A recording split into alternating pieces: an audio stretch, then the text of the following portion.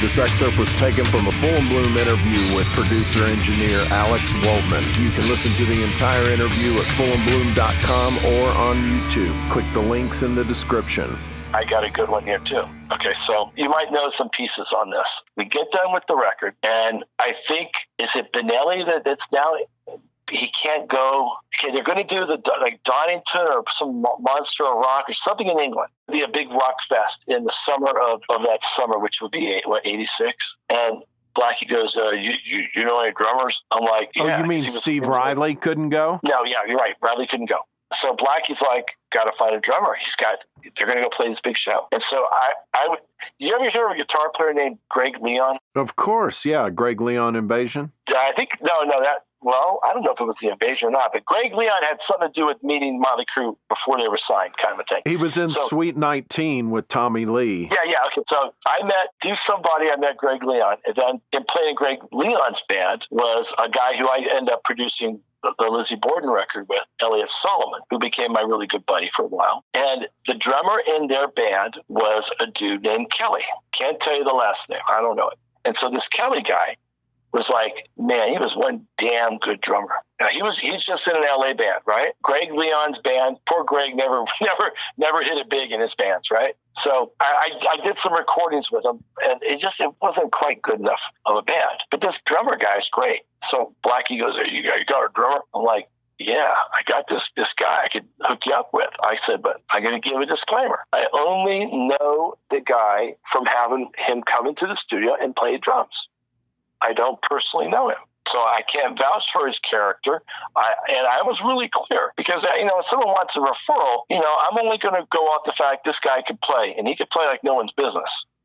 So Blackie's like, okay, well, connect me up. So I told this dude, Kelly, hey, Blackie Lawless is looking for a drummer to go to this, I'll call it the Donington Festival for lack of whatever else. I think that's what it was. And so this guy's, this is like a big shot, right? He's all excited. And so I connect him up, and, maybe a couple of weeks later, I talk to Blackie, and he goes, hey, yeah, taking that guy to England. That guy's rocking, man. You called it good. I said, okay, good luck to you. Let me know how it goes. So they go. A few weeks or so later, Blackie comes in. I'm like, hey, how'd it go? He goes, oh, man, it went good. He goes, but I got to tell you. And he goes, well, and he starts kind of laughing.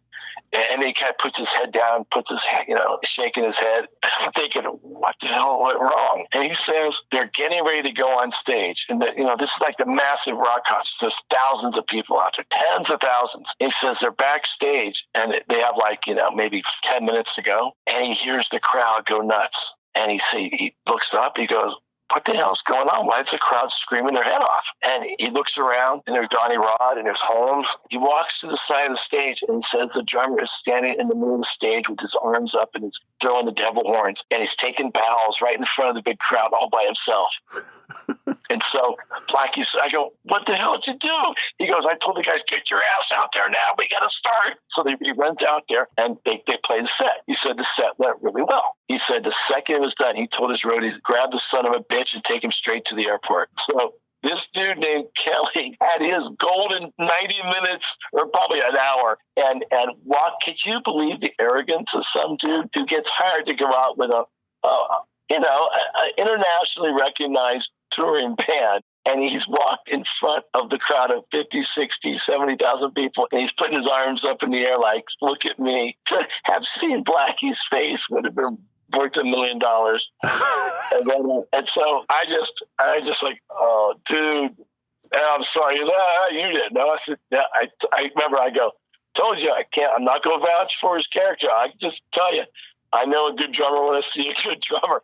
You want a good keyboard player? I'm going to get you guys going to play it like the record. I don't recommend people unless they are like spot the fuck on. But some dudes are a little screwy. That guy's a little screwy. So never knew what happened to Kelly, but I remember he had a hot girlfriend. I'm sure he's probably an insurance salesman now or something like that. Either that or he's dead. It's one of the two. He's probably fat with short hair, has some sales job. He probably has grandkids now telling me, I play with W.A.S.P. Somebody would have pictures of him. He probably wouldn't have them now. But I said, I am not vouching for his character. I don't know the dude personally. He just came in and did these recordings. He played like 1 or 2 nights, and I saw him play a show one time. I'm like, Man, that dude is really good. Don't